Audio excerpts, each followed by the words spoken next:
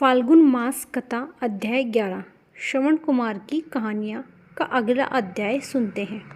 श्रवण कुमार की यह कहानी ऐसे भी है कि शास्त्र में बताया है कि यदि तीर्थकर्ता भ्रमण करता जाति के ब्राह्मण हो तो वे भिक्षाटन करके तीर्थ यात्रा कर सकते हैं, लेकिन दूसरे वर्ण के लोग अगर तीर्थ यात्रा करते हों और निर्धन हों तो वे भिक्षाटन करके तो नहीं, यदि बिना मांगे कोई दे देता है तो आर्थिक सहयोग से तीर्थ यात्रा पूरी कर सकते हैं।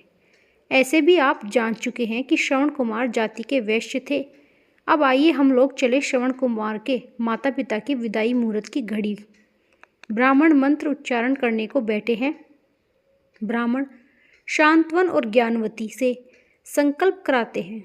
संकल्प के बाद श्रवण कुमार अपने माता पिता की यात्रा सफल होने के वास्ते बाग कुटिया वस्त्र सर्वस्व दान कर देता है। कुछ लोगों का मानना है कि इस शुभ मुहूर्त में ब्रह्मा के मानस पुत्र महर्षि अत्रि भी पधारे थे। दंपति और श्रवण कुमार महर्षि अत्रि का आशीर्वाद पाते हैं और कहते हैं, तुम सभी का कल्याण हो।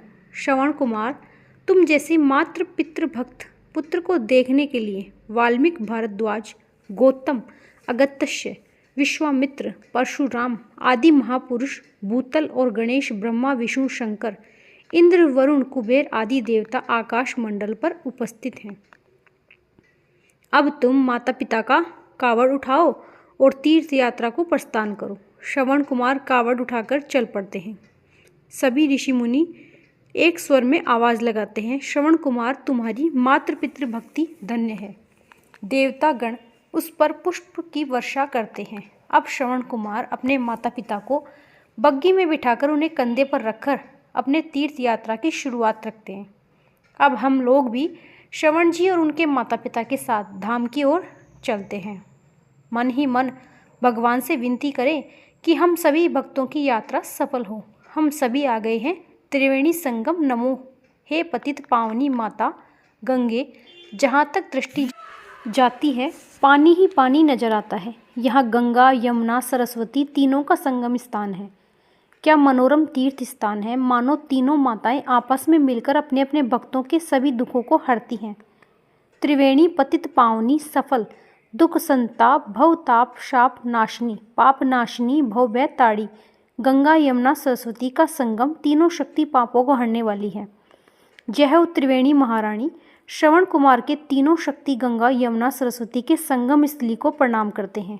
हे तीर्थराज, जिस प्रकार यहाँ गंगा, यमुना, सरस्वती का संगम चिरस्थायी है, उसी प्रकार मेरे हृदय में माता पिता की शक्ति विराजित रहे। मेरे पुरुषार्थ को चरण मातृ पितृ के साथ से ही सदैव सजती रहे। पिताजी, यही तीर्थराज प्रयाग का त्रिवेणी संगम है। श्रवण कुमार अपने पिता शांतवन से कहते हैं। शांतवन और ज्ञानवती अति प्रसन्न होते हैं। शांतवन बेटे, प्रयाग सभी तीर्थों का राजा है, इसलिए तो तीर्थराज कहते हैं। जो लोग यहाँ आकर स्नान करते हैं अच्छे पद को प्राप्त होते हैं। माता गंगा, मैया यमुना और जननी सरस्वती तीनों शक्ति का यहाँ संगम हुआ है। इस कारण तीनों ताप, तीनों का नाश करने वाला यह प्रयाग है। एक बात और बेटे, माघ मकर संक्रांति पर जो तीर्थ यात्रा स्नान करते हैं वे पाप मुक्त हो जाते हैं और वे स्वर्ग से भी उत्तम पद पाते हैं। ये हम लोगों का सौभाग्य है जो हम तीर्थराज पर प्रकट हुए। क्यों ज्ञानवती? ज्ञानवती बोली, हाँ नाथ, श्रवण जैसे बेटे की कृपा से हम तीर्थराज प्रयाग के इस त्रिवेणी संगम में स्नान किए। शांतवन, ज्ञानवती दोनों त्रिवेणी संगम में स्नान करते हैं और श्रवण कुमार अपने माता पिता को त्रिवेणी में लाकर स्नान कराते हैं। फिर उनके कपड़े साफ करते हैं, स्वयं स्नान करते हैं, फिर माता पिता के चरणों को छूकर प्रणाम करते हैं। अपने माता पिता को भोजन कराते हैं, फिर खुद भोजन करते हैं। माता पिता को बग्गी में बिठाकर आगे चलने को तैयार होते हैं।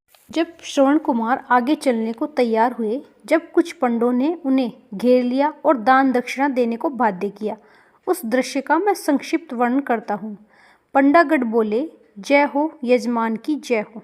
भैया, भगवान के नाम पर कुछ दान दक्षिणा मिलनी चाहिए।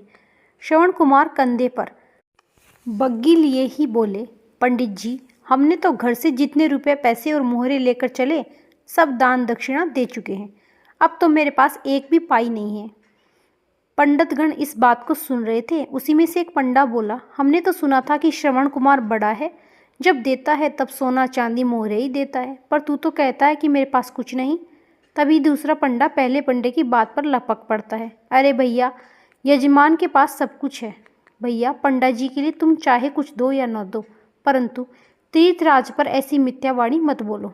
श्रवण कुमार भांगी रख देते हैं और पंडे लोगों से विनती करते हैं, पंडित जी, मैं सच कहता हूँ, मेरे पास अब एक भी मोहरे नहीं है। पहला पंडा, ठीक है, मोहरे नहीं है तो ना सही, गले में कंठा, बाह में कड़े, कान में हीरे जड़े छल्ले हैं। तो तीसरा पंडा, अरे भाई, इससे क्या मिलेगा, ये तो ऐसे बोलता है जैसे कोई भिखारी हो।